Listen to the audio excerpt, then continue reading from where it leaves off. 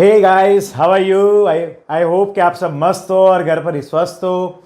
तो जैसे कि आप लोग जान रहे हो, हम लोग ने चैप्टर नंबर 2 पढ़ना शुरू किया और उसमें हमने काफ़ी सारे वीडियो लेक्चर्स कंप्लीट कर लिए। हम हर एक टॉपिक को डिटेल में पढ़ते जा रहे हैं। मुझे भी लग रहा है आप खूब मेहनत करते होंगे, घर पे नोट्स बनाते होंगे, रेगुलर वीडियो लेक्चर्स देखते होंगे, अच्छी तरह से पढ़ाई भी करते होंगे। तो चलिए फिर शुरू करते हैं आज के ये इंटरेस्टिंग और नए लेक्चर को। तो जैसे कि आप लोग जान रहे हो, प्रीवियस लेक्चर के अंदर हम लोग ने छोटे छोटे डेफिनेशंस किए थे और उसके बाद हमने वहाँ पर एक प्रैक्टिकल डेफिनेशन, एक प्रैक्टिकल थियरी किया था, जिसमें हमने ये प्रूव किया था कि लाइट के बारे में हमने उसकी पूरी जो वेवलेंथ एंड जो फ्रीक्वेंसी है उसके बीच में रिलेशन और वो पूरे बैंड को हमने समझने की कोशिश की थी एक डायग्राम के जरिए। ठीक है, आज हमें कुछ और टॉपिक्स पढ़ने हैं। ठीक है, बेसिकली हम लोग लाइट जो है उसको बोलते हैं इलेक्ट्रोमैग्नेटिक रेडिएशन। क्या बोलते हैं? इलेक्ट्रोमैग्नेटिक रेडिएशन बोलते हैं लाइट को। ठीक है, अब ये लाइट जो है यानी कि जिसको हम इलेक्ट्रोमैग्नेटिक रेडिएशन बोलते हैं, ऐसा बोला जाता है कि उसका पार्टिकल नेचर भी है, यानी कि लाइट का वेव नेचर है वो हमने प्रीवियस लेक्चर में पढ़ा था। ठीक है, लेकिन उसका पार्टिकल नेचर भी है, ऐसी कुछ थियरीज ये बात को सजेस्ट करते हैं। ठीक है, तो आज के लेक्चर में हम यही देखने वाले हैं कि कौन सी ऐसी थियरी है जो लाइट को पार्टिकल नेचर है ऐसा प्रूव करते हैं और ऐसा सजेस्ट करते हैं। तो यही सारे टॉपिक्स हम लोग आज से शुरू करेंगे। और बच्चों, ये सारे टॉपिक्स छोटे छोटे टॉपिक्स है, ज्यादा बड़े नहीं है। ठीक है, बट इंटरेस्टिंग काफी है और उनमें आपको कुछ फंडामेंटल चीजें समझ में आएगी और आपको थोड़ा सा इंटरेस्ट भी होगा, क्योंकि थोड़ा नहीं पर काफी सारा इंटरेस्ट होगा, क्योंकि ये टॉपिक्स मतलब मजेदार होने वाले हैं। चलिए यहाँ पर ध्यान दीजिए, हम शुरू करते हैं। आज हमारा लेक्चर नंबर 10 है, 10th है या फिर 11th है। ठीक है, और ये लेक्चर में हम लोग सबसे पहले यहाँ पर ध्यान देना कि हमने बताया कि भाई particle nature of electromagnetic radiation, particle nature of electromagnetic radiation. ठीक है, उसका जो पार्टिकल नेचर होता है, ऐसी कौन सी थियरी सजेस्ट कर रही है कि भाई इलेक्ट्रोमैग्नेटिक रेडिएशन यानी कि लाइट का पार्टिकल नेचर होता है। तो बेसिकली हमें ऐसे 4 थियरीज पढ़ने हैं जो ये प्रूव करते हैं कि लाइट यानी कि इलेक्ट्रोमैग्नेटिक रेडिएशन उसका पार्टिकल नेचर होता है बच्चों। ठीक है, यस। तो पहली थियरी है that is black body radiation. क्या है? Black body radiation. ये हमारे लिए फर्स्ट थियरी है जो ये बात को प्रूव करेगा। ठीक है, okay. Number two photo electric effect, photo electric effect. ठीक है, ये पढ़ेंगे। Number 3 variation of heat capacity and चौथी थियरी है लाइन स्पेक्ट्रम ऑफ एटम का लाइन स्पेक्ट्रम। ठीक है, वो हम पढ़ेंगे। बेसिकली एक के बाद एक थियरी हम पढ़ना शुरू करेंगे। तो जो ऐसा प्रूव कर रहा है कि ये पार्टिकल नेचर का होता है, यानी कि लाइट इलेक्ट्रोमैग्नेटिक रेडिएशन जो होता है वो पार्टिकल नेचर का होता है। अब यहां पर ये लाइन स्पेक्ट्रम ऑफ एटम, उसके बारे में थोड़ी जानकारी आपको होगी, क्योंकि ये मैंने प्रीवियस लेक्चर्स में थोड़ी बहुत चीजें हमने पढ़ी थी। ओके, ब्लैक बॉडी रेडिएशन आपके लिए थोड़ा सा नया टॉपिक है। फोटो इलेक्ट्रिक इफेक्ट के बारे में अगर मैं बताऊं तो बेसिकली ये सिंपल सा फंडा ये बता रहा है कि अगर आपके पास कोई भी मेटल की प्लेट है और वो मेटल की प्लेट के ऊपर आप क्या कर रहे हो, लाइट को इंसिडेंट कर रहे हो, तो वहां पर क्या होगा, उसके ऊपर जो इलेक्ट्रॉन्स होंगे वो इलेक्ट्रॉन्स एनर्जी को एब्जॉर्ब करके क्या करेंगे, इलेक्ट्रॉन्स लूज हो जाएंगे, यानी कि वहां से एमिट हो जाएंगे। यस बच्चों, तो जरा ध्यान से देखना। यहां पर ये बताया है कि अगर आपके पास कोई भी मेटल की प्लेट है, बेसिकली मेटल की प्लेट है तो एटम से बना होगा, एटम्स इलेक्ट्रॉन से बने होंगे, और भी पार्टिकल होंगे, पर अभी हम लोग यहां पर इलेक्ट्रॉन की बात कर रहे हैं। तो क्या होगा, वो मेटल की प्लेट के ऊपर जब भी लाइट इंसिडेंट होती है तो उसके ऊपर जो भी पार्टिकल होते हैं वो एनर्जी को एब्जॉर्ब करके रिलीज हो जाते हैं इलेक्ट्रॉन से, जैसे वो एमिट हो जाते हैं। ये फोटो इलेक्ट्रिक इफेक्ट है जो आइंस्टाइन ने दिया था टॉपिक, हम लोग पढ़ेंगे आगे। बट अभी हम शुरू करते हैं that is black body radiation. ठीक है, क्या आएगा? That is black body radiation. चलो जरा ध्यान दो यहां पर बच्चों, तो मैं ये टॉपिक को यहां से शुरू करूंगा। ठीक है, ये टॉपिक थोड़ा सा लंबा है, वैसे लंबा यानी कि उतना लंबा नहीं है, बट हम लोग ट्राई करेंगे कि ये लेक्चर के अंदर ये टॉपिक को खत्म कर ले। ठीक है, जरा ध्यान से देखना, हम लोग अभी यहां पर थोड़े से लेक्चर को थोड़ा शॉर्ट रखेंगे। 30 मिनट की जगह पर मैं लेक्चर 22-25 मिनट का रिकॉर्ड करूंगा, जिससे हम लोग ये टॉपिक सिंगल टॉपिक एक लेक्चर में करेंगे, ताकि वो अपने को क्लियरली हो। अगर मैं एक ही लेक्चर में ये टॉपिक्स 2-2, 3-3 टॉपिक पढ़ा होगा तो थोड़ा सा ज्यादा हो जाएगा, स्पीड थोड़ा हो जाएगा, इसलिए मैं एक एक टॉपिक को शांति से समझाऊंगा। ठीक है, एक एक वीडियो में। तो पहला टॉपिक है that is black body radiation. अब जरा ध्यान देना, ब्लैक बॉडी रेडिएशन होता क्या है? ठीक है, पे अटेंशन हियर।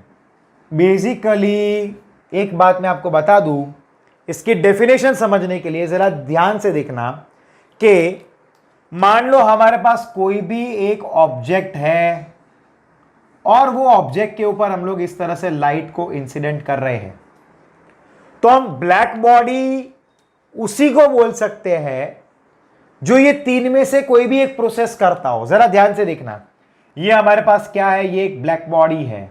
अब याद रखना बच्चों, नॉर्मली लोग ये समझते हैं कि अगर वो ब्लैक बॉडी है तो उसका कलर भी ब्लैक होगा। No, black body need not to be black. जरूरी नहीं है कि वो ब्लैक कलर का ही हो, वो ब्लैक कलर हो सकता है पर वो ब्लैक कलर ही होगा ऐसा नहीं होता। ठीक है, तो black body need not to be black. अब मान लो आपने जो लाइट दिया है, आपने लाइट जो है वो उनके ऊपर इंसिडेंट किया, तो वो ये तीन चीज में से कोई भी एक प्रोसेस करेगा। जरा ध्यान से देखना, पहली बात, या तो वो इस लाइट को पूरी तरह से, जितनी भी फ्रीक्वेंसी वेवलेंथ का लाइट आया है या इंटेंसिटी का लाइट आया है, वो उस पूरी की पूरी लाइट को क्या करेगा? एब्जॉर्ब कर लेगा। क्या करेगा? या तो वो पूरी तरह से एब्जॉर्ब कर लेगा, या फिर वो पूरी की पूरी लाइट को क्या करेगा? रिफ्लेक्ट कर देगा। जितनी भी लाइट आई है, ठीक है, तो उसको क्या करेगा? पूरी की पूरी लाइट को रिफ्लेक्ट कर देगा। या फिर तीसरा प्रोसेस ये वो करेगा कि जितनी भी लाइट आई है पूरी लाइट को वो ट्रांसमिट कर देगा। ट्रांसमिट कर देगा पूरी लाइट को, ट्रांसमिट द लाइट। समझो मैं क्या समझा रहा हूं आपको। मान लो कि भी आपके पास कोई एक ब्लैक बॉडी है, ये एक ब्लैक बॉडी है। आपने क्या किया? आपने उसके ऊपर लाइट को इंसिडेंट किया, ठीक है, एनर्जी प्रोवाइड की। तो अगर ये ब्लैक बॉडी है तो वो ये पूरी एनर्जी जो मैं प्रोवाइड कर रहा हूं उसको या तो एब्जॉर्ब कर लेगा वो पूरी तरह से, या फिर वो इसको जितनी भी लाइट आई है पूरे के पूरी को रिफ्लेक्ट कर देगा, या फिर वो ट्रांसमिट कर देगा। समझे कि नहीं? क्या करेगा? ट्रांसमिट कर देगा। अगर मैं आपको एग्जांपल्स बताऊं तो प्रैक्टिकली दुनिया में ऐसे कोई एग्जांपल नहीं है जो पूरी तरह से आइडियली ब्लैक बॉडी हो। ठीक है, दुनिया में प्रैक्टिकली ऐसे कोई एग्जांपल नहीं है जो आइडियली पूरी तरह से ब्लैक बॉडी हो। पर हमारे पास ऐसे कुछ एग्जांपल है जो ब्लैक बॉडी की तरह बिहेव करते हैं, जो नियरली ब्लैक बॉडी है, चाहे एग्जैक्टली ब्लैक बॉडी ना हो बट वो नियरली ब्लैक बॉडी है। एग्जांपल्स क्या है? मान लो कि भाई सन की बात करते हैं हम, वो एक प्रकार का ब्लैक बॉडी कंसिडर किया हुआ है, या फिर कार्बन ब्लैक है, उसको आप ब्लैक बॉडी समझ सकते हो। चलिए एक एग्जांपल देता हूं, रोटी बनाते हैं ना, तो उसकी वो जो तवी आती है तो उसमें से नीचे से हीट मिलती है, वो हीट सीधी ऊपर रोटी पे जाती है ना, तो उसने क्या किया? तवी ने ट्रांसमिट कर दिया। क्या किया? उस एनर्जी को ट्रांसमिट कर दिया। ठीक है ना? तो उसने तीनों में से एक प्रोसेस तो की, तो उस तवी को हम नियरली ब्लैक बॉडी बोलते हैं। हालांकि जितनी हीट को वो लेता है उतनी पूरी को दे नहीं देता। ठीक है, क्लियर है? बट वो नियरली क्या करता है? नियरली वो उसको एमिट कर देता है। ठीक है, ट्रांसमिट कर देता है। इसलिए वो एक नियर टू एग्जांपल हम ले सकते हैं, बट एग्जैक्ट एग्जांपल ये है ही नहीं। सिर्फ समझने के लिए हम ये ले सकते हैं वो तवी के बारे में। समझ में आया आपको? क्लियर होना है ना? देखिए टॉपिक धीरे धीरे इंटरेस्टिंग बनता जा रहा है, मजा आएगा, थोड़ा ध्यान दो। ठीक है, चलो मान लो कि भाई हम लोग यहाँ पर क्या ले रहे हैं, कोई भी एक ब्लैक बॉडी लिया है, हम डेफिनेशन भी लिखेंगे। ओके, शांति से करेंगे, डेफिनेशन के साथ समझेंगे। लाइक यहाँ पर हमने अलग अलग वेवलेंथ वाली या कोई भी ऐसे लाइट को, रेस को हर जगह से इंसिडेंट किया है। ठीक है। अब ये ब्लैक बॉडी है हमारे लिए, क्या है, this is a black body. मैं यहां पर लिखता हूं, अब इसकी डेफिनेशन क्या होगी, okay, be attentive here students. तो इसका डेफिनेशन बनेगा, जरा ध्यान से देखना, black body, ideal black body की बात है, black body, ideal black body की बात है, ठीक है। Black body, okay, is a perfect absorber and perfect emitter, ठीक है। वो एक परफेक्ट एब्जॉर्बर है और वो एक परफेक्ट एमिटर है। जितनी भी लाइट या एनर्जी को उसने एब्जॉर्ब किया, उतने पूरी लाइट को क्या कर देगा, वो ट्रांसमिट कर देगा, एमिट कर देगा, ठीक है। अब इससे जो रेडिएशन एसोसिएटेड होगा, अब यहां से जो एब्जॉर्ब करने के बाद जो ट्रांसमिट होकर आपको रेडिएशन मिला होगा, ठीक है, उसी को हम लोग बोलते हैं ब्लैक बॉडी रेडिएशन। यानी कि आपने कोई भी ब्लैक बॉडी लिया, उसके ऊपर आपने एनर्जी दिया और वो एनर्जी दूसरे साइड से कोई एनर्जी निकल रही है, तो वो जो एमिट होने वाली एनर्जी है, उसी एनर्जी को क्या बोल दिया है, ब्लैक बॉडी रेडिएशन, है ना। समझ में आया कि नहीं, तो जरा ध्यान देना, रेडिएशन एसोसिएटेड विथ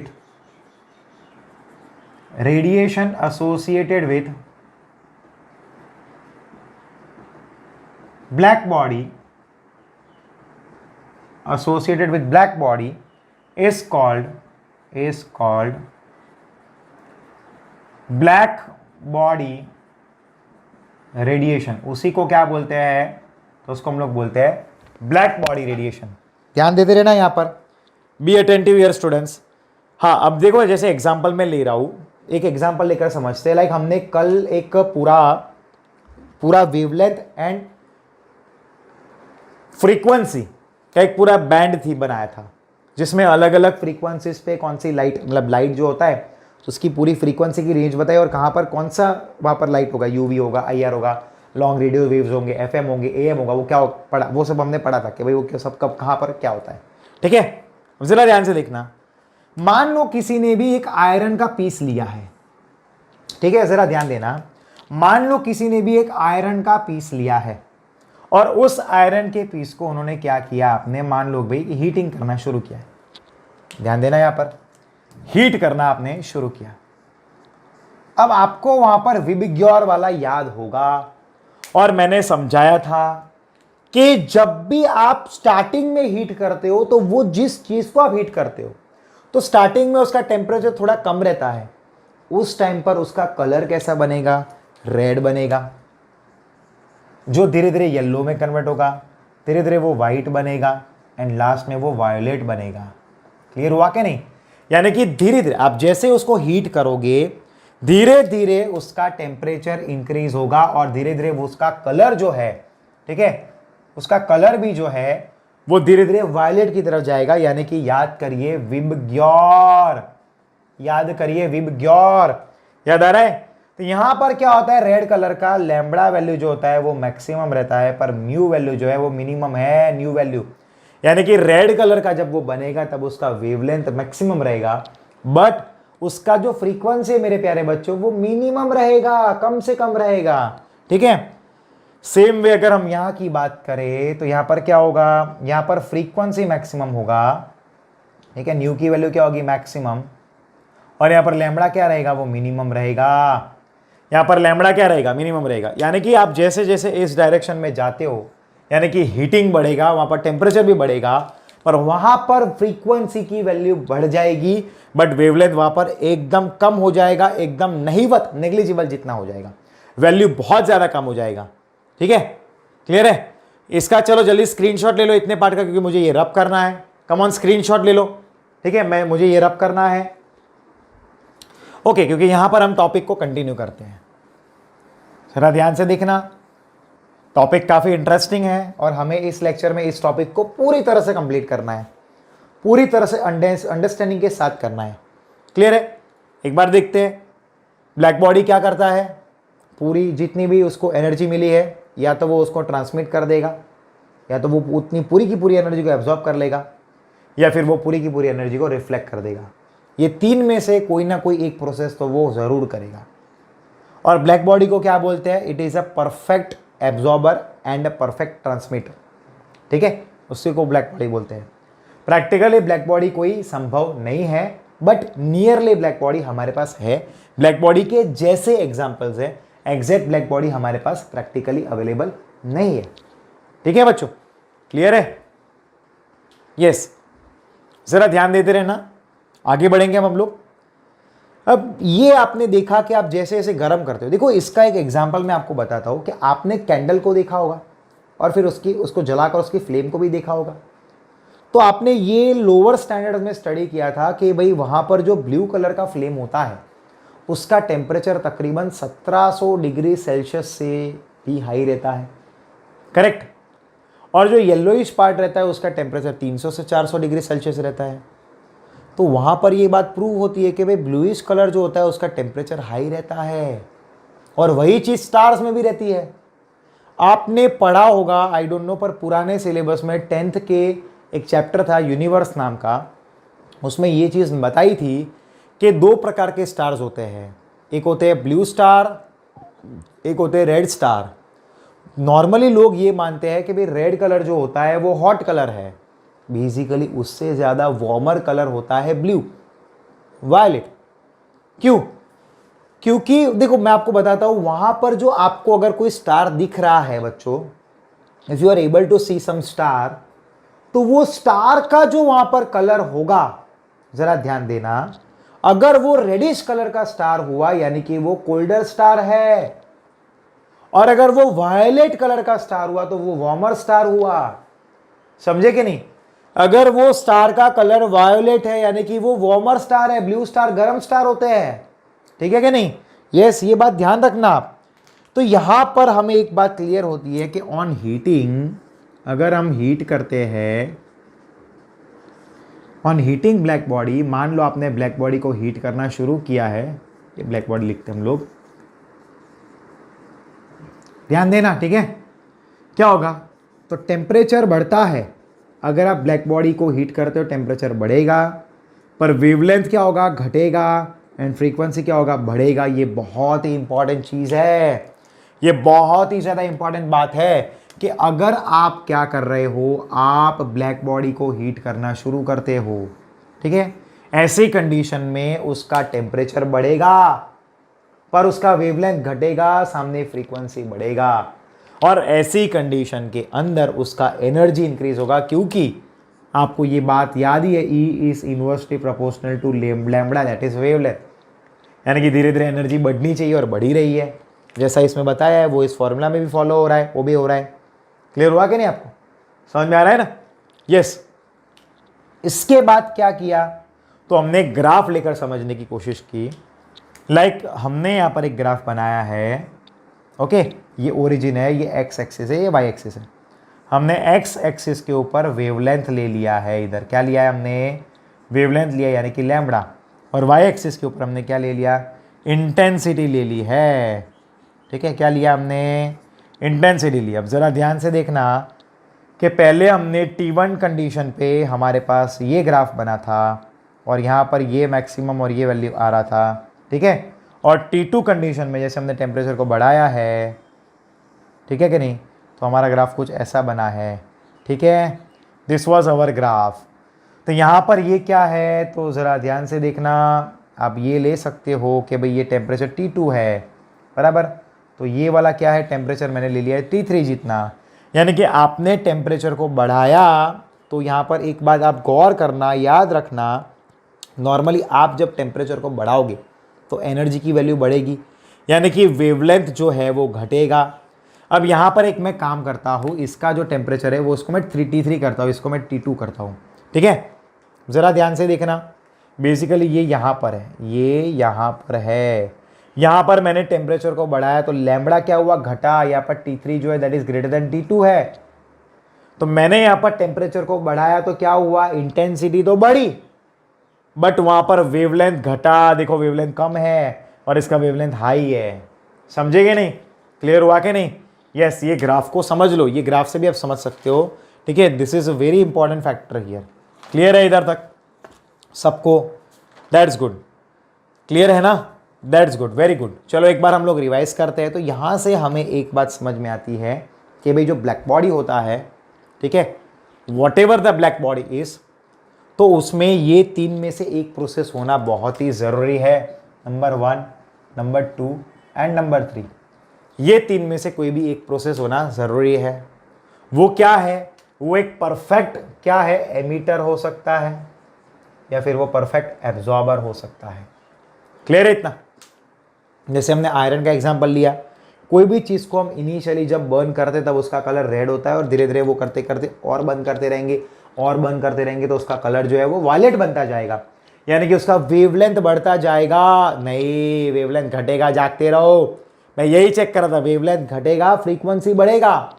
और वही चीज़ हमने यहाँ पर लेकर एक ग्राफ बनाया। यहाँ पर हमने क्या किया, यहाँ पर वेवलेंथ बढ़ा तो इंटेंसिटी घट गई, ठीक है कि नहीं? टेम्परेचर कम है, पर जो टेम्परेचर बढ़ा है T3 किया तो वेवलेंथ क्या हुआ, घटा, बट वहां पर इंटेंसिटी बढ़ गया। और ये ग्राफ भी यही चीज को प्रूव कर रहा है। ये ग्राफ भी क्या कर रहा है, यही थियरी पार्ट को वो जस्टिफाई कर रहा है। और ये जो है हमारे पास वो बहुत ही इंपॉर्टेंट बनने वाला है। इसको मैं 3 स्टार लगाता हूं, क्योंकि ये बहुत ही VIP वेरी इंपॉर्टेंट चीज है। क्लियर है इतना? इधर तक सबको समझ में आया? तो ये टॉपिक यहां पर कंप्लीट हुआ है।